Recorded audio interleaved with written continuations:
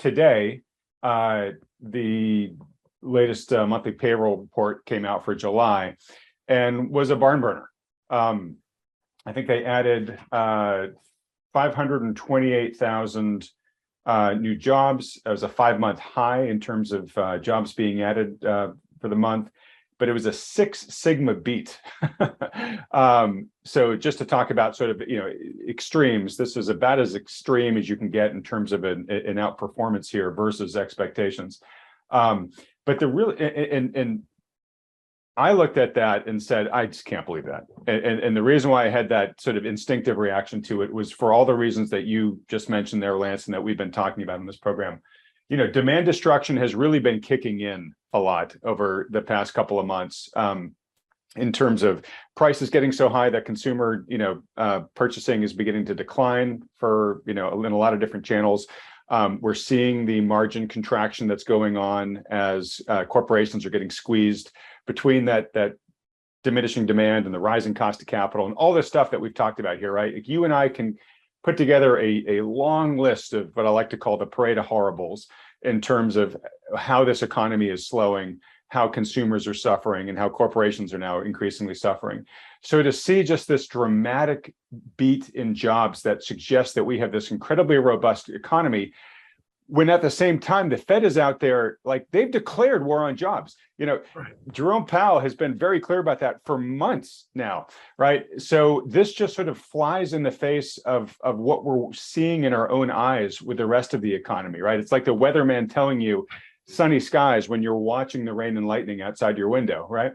So what's interesting is the jobs report actually has several different sources, and the two main ones are the establishment survey and the household survey. And what's interesting is they've usually kind of been in lockstep in the past, but about a year ago, they started diverging, where the household survey started telling us a very different story than what the establishment data was telling us. And we're at the point right now, and I'll put up a chart here for it, that shows that at this point, there's a discrepancy of about 1.8 million jobs between the two right now. So one of these reports is not really telling us the truth. And I'm sure you can guess that I think it's the establishment report that's giving us all these rosy numbers. But what's interesting is since March of just this year, 2022, the establishment survey has gained 1.7 million jobs, while the household report has lost 168,000. So those are telling two very different stories about the job market. One says it's doing great.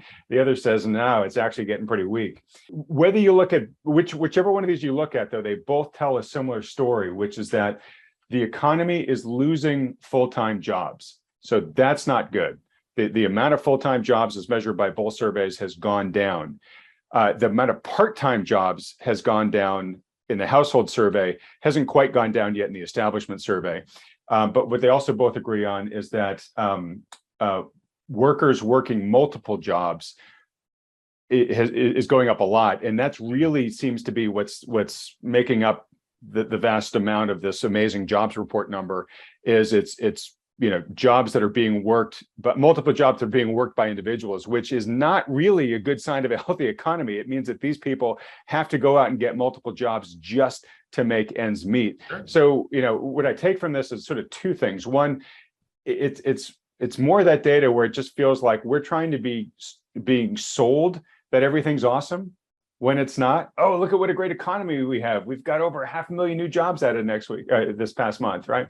So it's this, it's this sense of like, we got to be our own arbiters of what's really going on in the world. Because if we're just reading the headlines, we're highly likely going to get waylaid by the narrative that's being sold out there.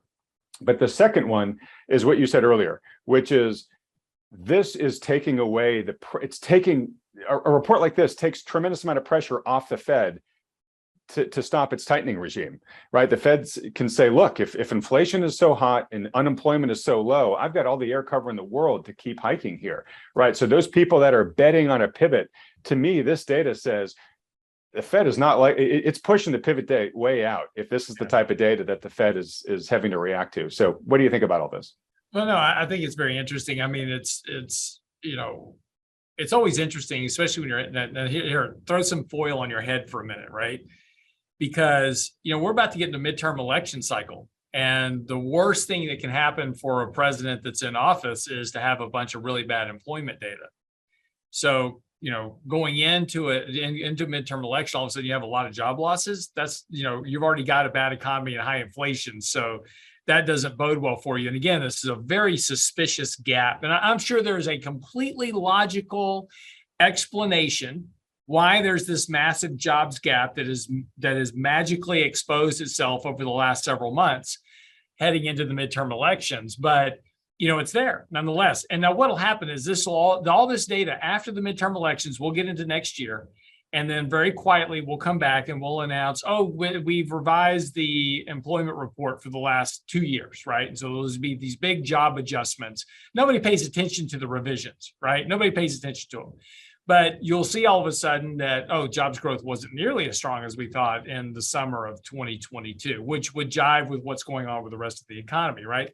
Jobless claims are on the rise. Walmart's laying off employees. Amazon's laying off employees. And then you have near 500,000 job report come out. It doesn't make sense with the data. Again, I am sure there's a perfectly logical explanation why the BLS came up with this number, because it's all of their mathematical adjustments, right? Birth death adjustments for small businesses and all these other adjustments that they do.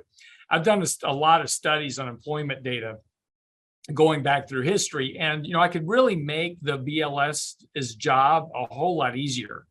If you just take the employment data, the household survey, and use a 12-month moving average, you get a much better monthly smooth job report than you do with all these seasonal mathematical adjustments and throw-ins that people put into this analysis.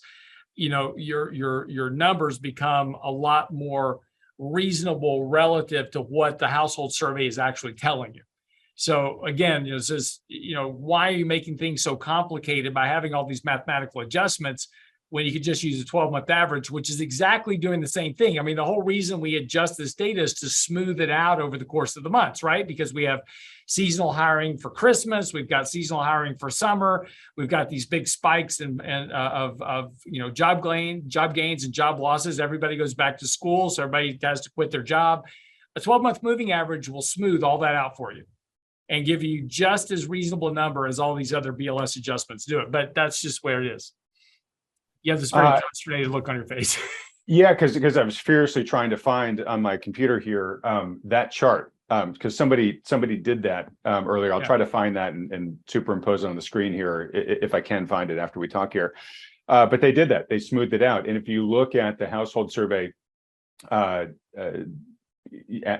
smoothed average data, it's actually showing a rising unemployment or a declining employment picture. So it's telling a very different story than what we're hearing right now.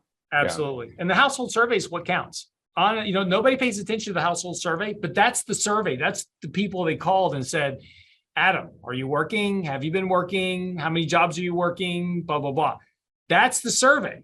Right? Then they take that data and then they do all this manipulation to get the BLS reports of all these different U3, U6, whatever. If you enjoyed this video clip, click here to watch another one you should like.